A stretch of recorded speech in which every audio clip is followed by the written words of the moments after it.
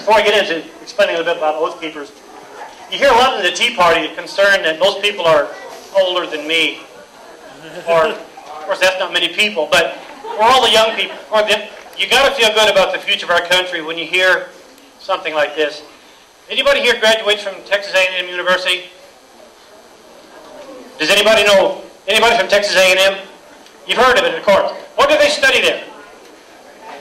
Agriculture and mining. They study fertilizer and dirt, right? Well, every year there they have a writing contest, a creative writing contest.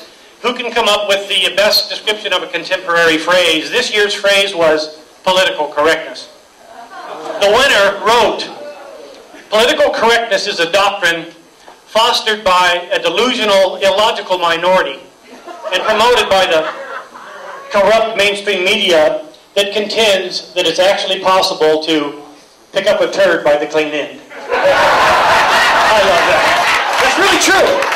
That's really true. I did not make that up. Okay. First of all, too, before we get into it, quick, I want to revisit the movie that we saw when we came in tonight about Sheriff DeMayo over in Nye County. As I mentioned, that I've got two of my Nevada colleagues here. John and Tom came from Nevada. They came from Las Vegas and from Pahrump, Nevada. They are the county coordinators for Clark County and Nye County, Nevada for Oath Keepers. Here, here. And they came all the way over here tonight just to be with you. We've got a table set up in the lobby. Make sure to stop by. They've got apparel, they've got information, they've got shirts. Anyway, we borrowed heavily from the English, naturally, because a lot of our immigrant people came here. The original people that came here from Europe were from England, and we borrowed heavily from their traditions. The word sheriff. Does anybody know where the word sheriff comes from? Shire Reed. Shire Reed. Yes, back in feudal England, people, in order to take care of each other, they were all living on manors, usually owned by an earl or a lord or something, and everybody was pretty poor, but they would organize themselves into units of maybe 10 families or so. Today we would probably call that neighborhood watch, right? To help one another and pay attention to what was going on. Well, as the tradition continued, these 10 family units would organize themselves into larger ones of about 100 families. Those groups of 100 families became known as a shire. Lincolnshire, etc. The English word shire. Well, as it continued, there was a person that came involved from that community. They didn't come to the community. It was one of the people was selected to be the reeve. And that person's job was to help the families if they had disputes, to help them figure things out, to help them get resources if they could. And they were just one of the people. And initially, the owner of the manor would appoint that person, but as the years went by, they developed a tradition of electing that reeve each year. Well, they came to the New World. A lot of them came over here and brought their traditions with them. And of course, we've heard about the Pilgrims and all of the other immigrant groups that came here, organizing, very family-oriented, God-fearing people. And they would have the same tradition here. Now, come along 1776, we call on this, decided to reject some of the British traditions, didn't we? Okay. But we retained some of those other ones. And one of the traditions we share today is that we elect our county sheriff. Now, Oath Keepers was founded on April 19, 2009 at Lexington Green, the site of the shot heard around the world. The founder of Oath Keepers is a gentleman named Stuart Rhodes. He is a constitutional lawyer. He does not chase ambulances. He does not go to court. He writes opinions for different organizations on constitutional issues. When I first learned about Oath Keepers last November, I looked on a website, oathkeepers.org. There's a video in there. We're going to take a look at a very small part of it here in a few minutes. But I learned that the mission of Oath Keepers was to reach, teach, and inspire. Well, my mom and my dad taught me always to ask questions, and the questions that popped into my mind was, reach where? Teach what? Inspire who? And how? And most fundamentally, why? Now, we saw the film about Sheriff DeMayo over in Nye County. I'd like to take a quick look at the first 10 minutes of our Oath Keepers DVD right now. It's going to give you some information. It's going to give you an example of something that is not quite so cheery. And we'll talk about it real briefly. when the 10 minutes is over. So we lose our constitutional rights because of bad weather, huh? Oath Keepers is not a political organization. It is based on American civics. Bill O'Reilly, I passionately disagree with him. He had Mr. Rhodes on his show one afternoon. Is it dark? Sorry. Stewart was invited on the Bill O'Reilly's program one afternoon and one evening following the previous broadcast of O'Reilly where a gentleman from the Southern Poverty Law Center was on there. I don't recall what that gentleman was talking about with Mr. O'Reilly, but he brought up the name Oath Keepers. He said, Mr. O'Reilly, there's an organization in the United States that we consider the most dangerous organization in this nation has ever seen. O'Reilly had never heard of it. He said, well, we'll get someone on there from that organization tomorrow. And sure enough, the next day, I was sitting in my home. I'm from Barstow. And there was Stewart sitting there on split screen with Bill O'Reilly. And Bill O'Reilly was saying, well, Mr. Rhodes, tell us about your organization. And Stewart just basically said a few words. And Bill O'Reilly said, oh, so I guess we'll consider yours a right-wing organization. I've lived 63 years in this country.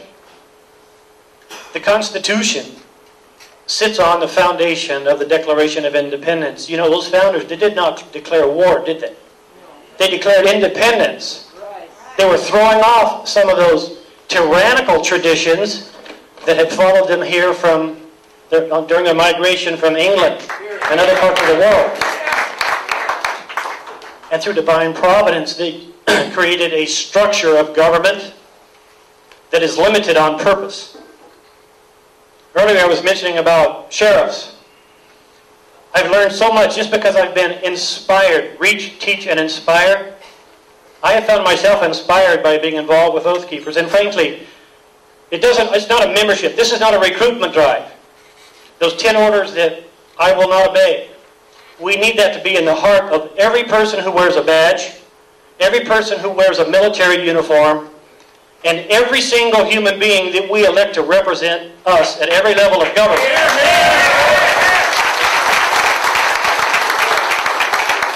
If they do not do that, I don't care what their rationale is, they are an oath breaker. They're performing treason to the fundamental principles upon our whole culture. The unique American way of life is built. And we will not stand for it. The sheriff is unique as far as law enforcement. And I hope that people who wear badges think of themselves as peacekeepers or peace officers rather than law enforcement officers. This way that people look at themselves is critically important, how they function and how they behave. But if you think about all the different people who wear badges that carry firearms and it's their job.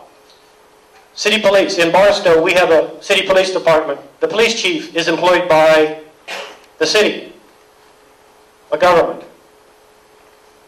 The highway patrol, who's the employer? State of California, a level of government. How about the FBI?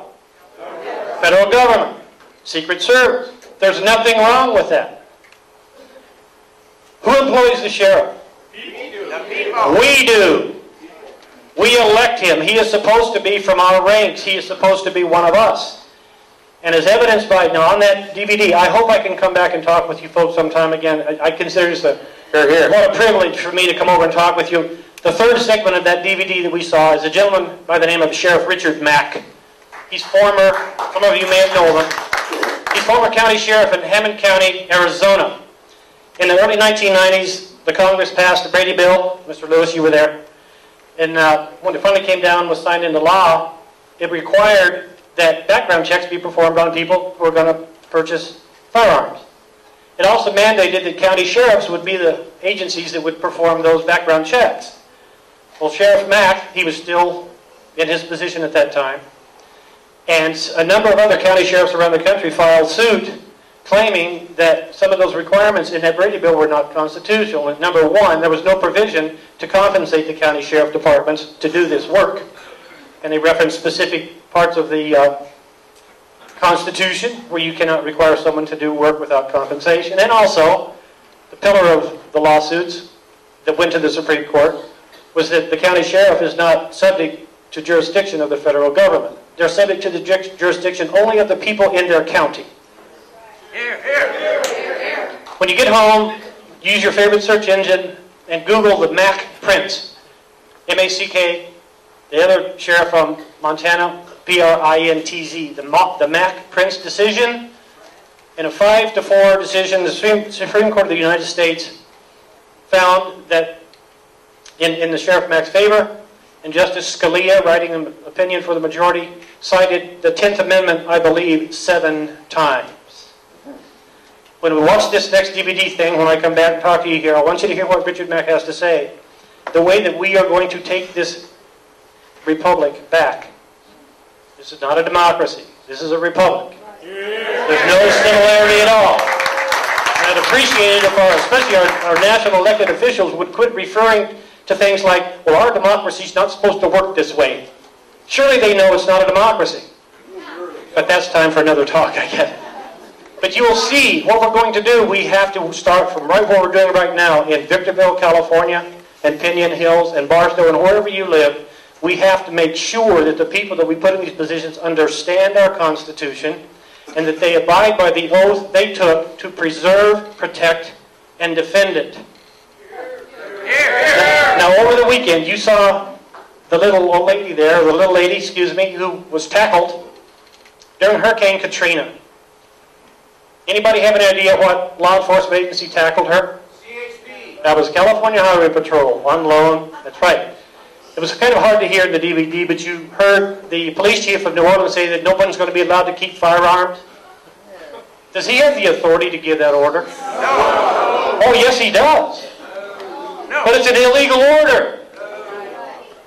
The people under his command, they have a decision, and this is something that I want every member of law enforcement and everyone in the military who is given orders to do certain things by their superiors. In Oath Keepers, we respect the fact we are asking them to make very difficult choices because they risk their job, they risk their reputation, they risk their family's reputation if they choose to disobey an illegal order. This is not a game. This is very, very serious stuff. So we are not looking for people to step forward, yes, I'm an Oath Keeper. We want them to have that Oath Keeper's credo in their heart and understand it. And to the extent that we can help them learn more about the United States Constitution, and not only what's in it, but why it is important, these various provisions. The recent federal district court decisions. Now, I'm not an attorney, but I've read the Constitution, as I'm sure most of you have. In Arizona, the judge ruled against SB 1070. Within 10 days, the Virginia federal district court judge refused to agree with the Justice Department that no, the lawsuit that Virginia brought against Obamacare, it does in fact have merit. I'm not going to throw it out. Both of those decisions are bogus, folks. It says in the Constitution that any case involving a state, the Supreme Court has original jurisdiction.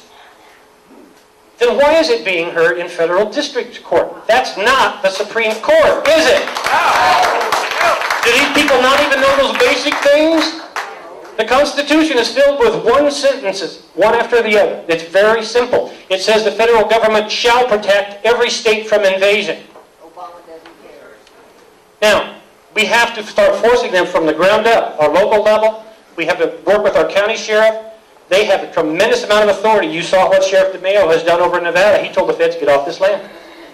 And if you come back, my SWAT team will be there. You saw that.